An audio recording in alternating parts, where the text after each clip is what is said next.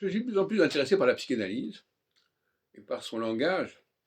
Je parle déjà depuis un certain temps du ça et du surmoi, en rapport avec la question sensorielle, mais la,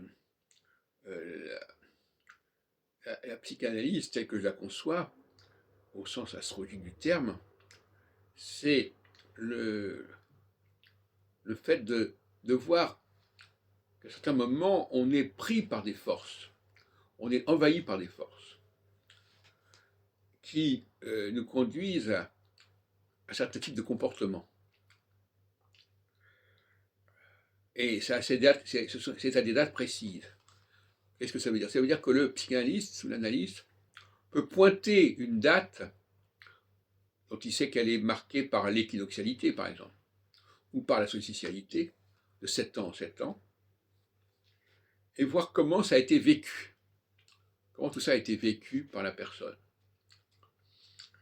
Et au lieu de faire ça de manière empirique, comme ça, un peu par hasard, carrément, de manière scientifique, je suis désolé de prendre le mot là, je sais que certaines personnes disent que quand on entend le mot science et astrologie, ils disent, ils ont une sorte de réflexe conditionnel, oh là là, mais qu'est-ce que vous racontez?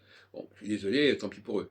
Donc, il y a une science astrologique, et d'ailleurs, si on se passe de l'astrologie, on perd toute une dimension scientifique de l'humanité. C'est évident, des sciences humaines et des sciences politiques. Donc, oui, il y a une psychanalyse qui doit être axée sur ces moments clés, que d'ailleurs beaucoup d'astrologues ignorent. Hein. Je suis désolé, l'astrologie dont je parle, c'est les périodes de 7 ans. 7 ans, 90% des astrologues ne savent même pas de quoi je parle. Donc c'est un autre problème. Donc sous le mot astrologie, on met des choses qui n'ont absolument rien à voir. Je disais d'ailleurs Ptolémée en préambule Théâtre à Bible, qu'est-ce qu'on ne met pas sous le nom d'astrologie?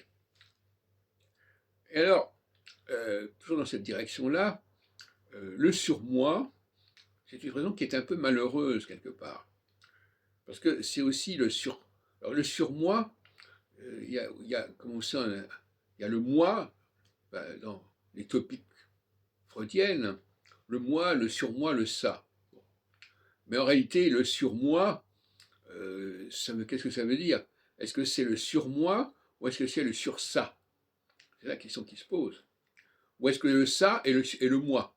C'est aussi une question qui peut se poser. Je crois que pour beaucoup de gens, c'est pas clair, c'est moins qu'on puisse dire.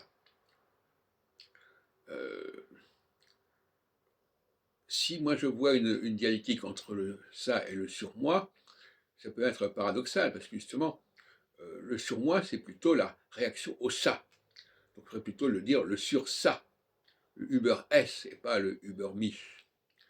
Voilà, il y a une question qui peut se poser. Là, à mon avis, dans cette classification, quelque chose qui n'est pas très clair finalement, dans cette terminologie. Euh, Qu'est-ce que ça veut dire ce surmoi? Et d'autre part, ce moi, qu'est-ce que c'est que ce moi, si ce n'est justement le ça? C'est-à-dire quelque chose qui est à la fois moi, mais en même temps en dehors de moi, et qui m'habite, qui me possède, au sens religieux du terme.